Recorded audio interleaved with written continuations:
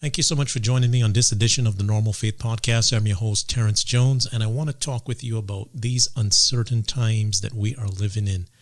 It seems as if all the systems that we have relied upon to give us some sense of security and comfort in this world that we're living in, they're all being stressed and tested and fragmented more than ever before.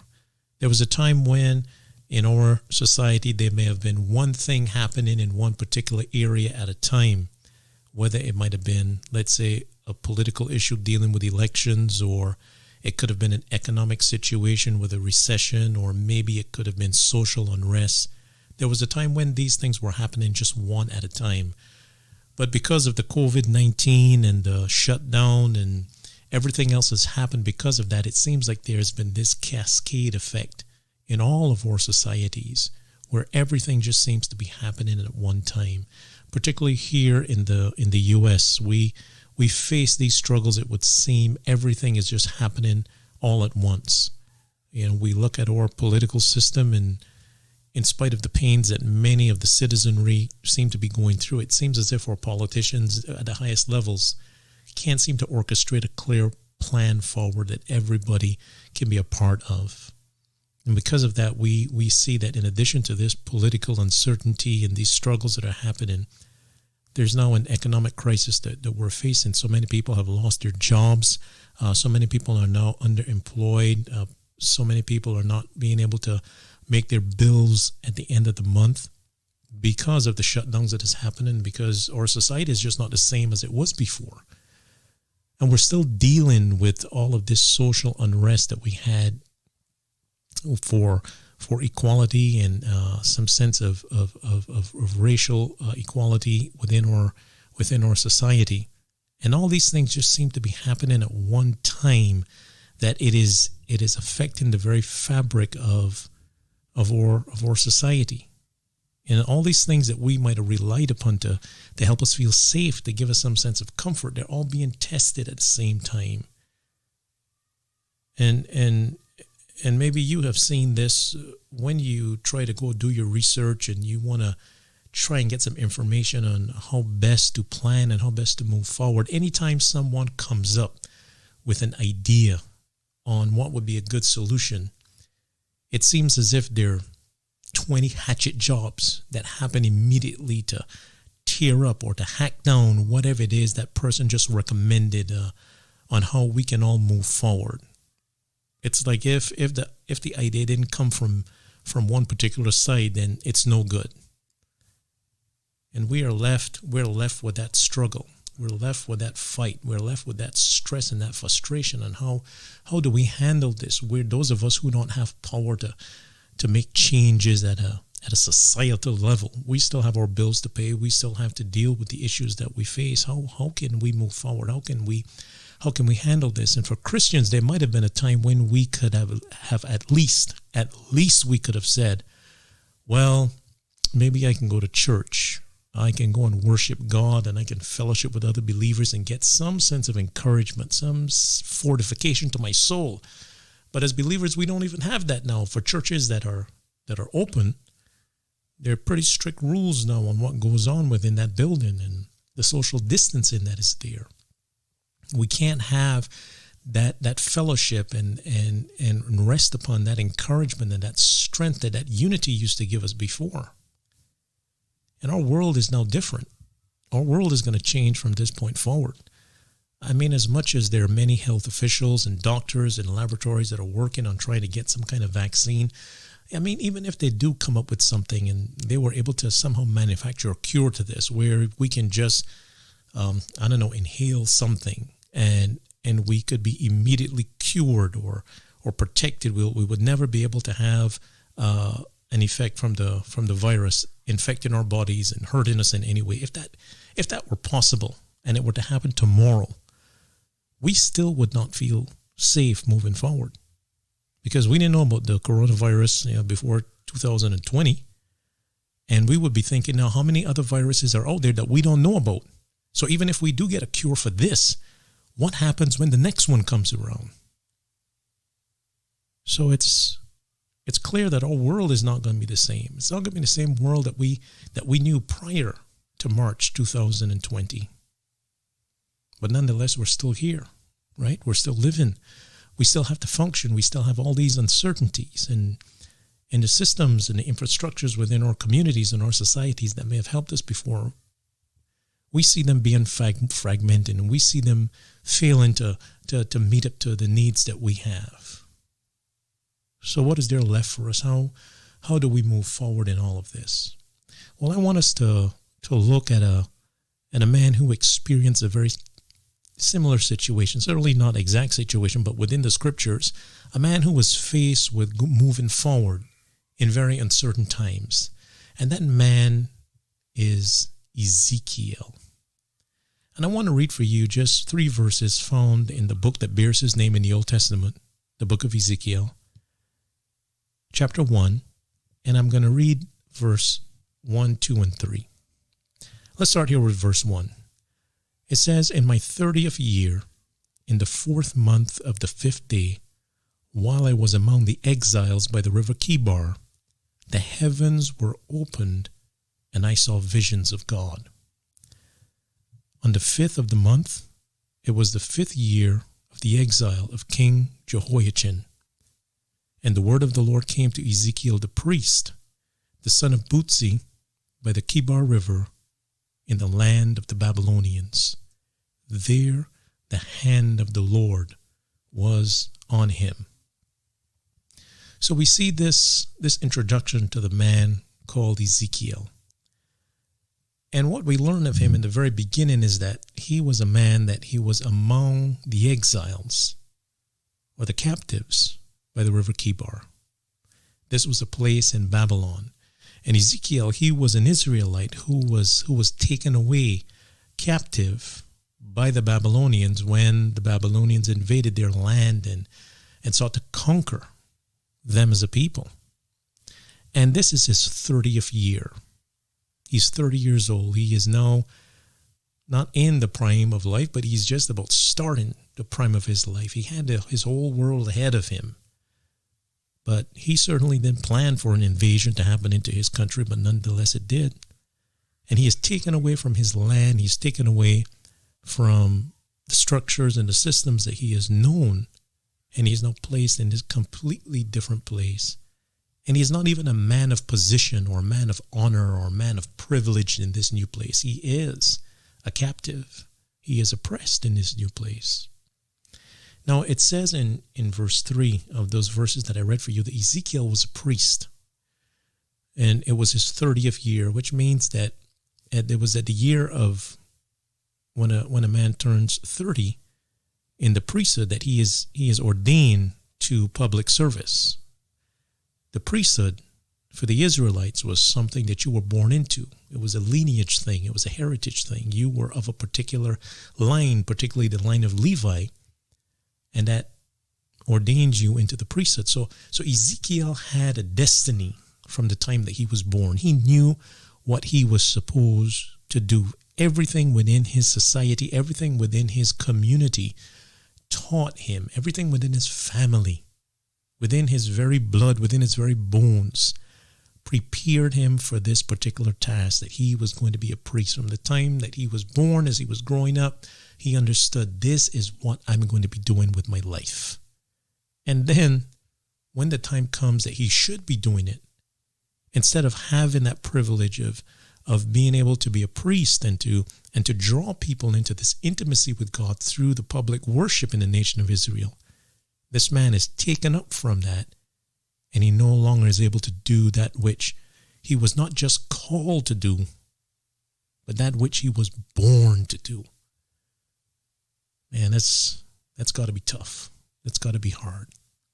And he is in this situation right now where nothing is certain. He has nothing to rely upon to give him some hope, to give him some security. Everything that has been lost, his very calling, his very meaning for life has been removed from him. And maybe that's why he's by the river. Maybe that's why he has to go by the river to just kind of clear his head and just get away from everything. And so there he is by the river Kibar, and it is there that the Bible says that the heavens were opened up to him, and this man saw visions of God. Just because he is in a captive situation, just because he is in an oppressive situation, just because he is in a situation that he did not manufacture on his own, that just because he is in an unwanted scenario, it does not stop God from intervening into his life. So even though he's in a situation that is difficult, that is frustrating, that is not what he wants to have for his life, yet God still meets with him. God still reveals himself to him. He sees visions of God. And it is there now, as the verses that follow, there's some things that we will see. We don't have time to go through all these verses, but chapter 1 and chapter 2 of the book of Ezekiel is about God calling this man to be a prophet to his people, to be a prophet to his people who are in a strange land as captives. So now Ezekiel was born to be a priest, but now he's in a different situation. And what does God do? He can't be a priest because there's no temple, there's no opportunity, there is no resource, there's no platform for him to do these sacrificial offerings within the land of Babylon.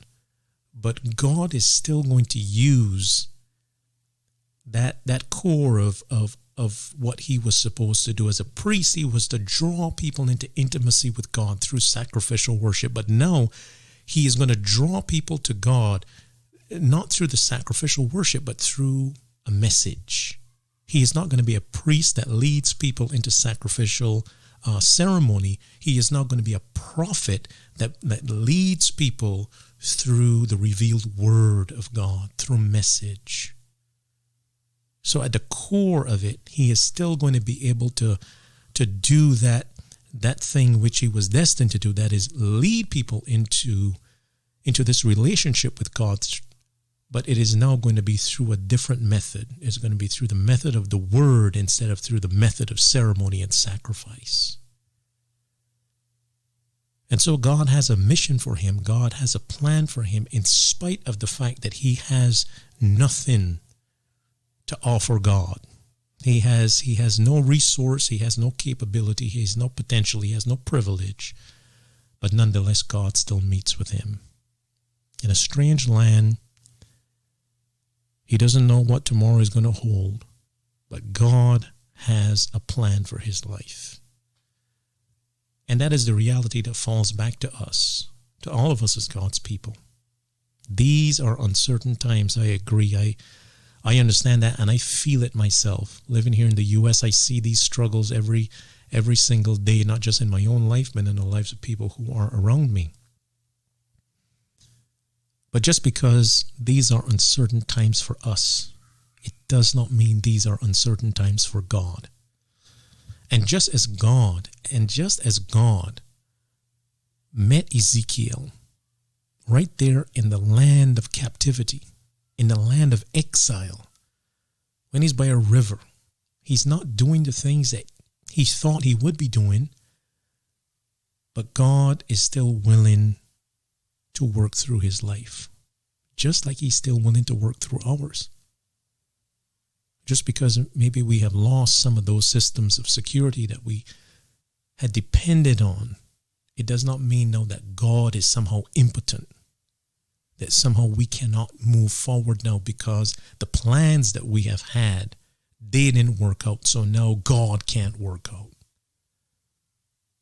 And so my first challenge to you, or my encouragement to you, all right, is that for us, is that it is okay. It is okay to start where you are.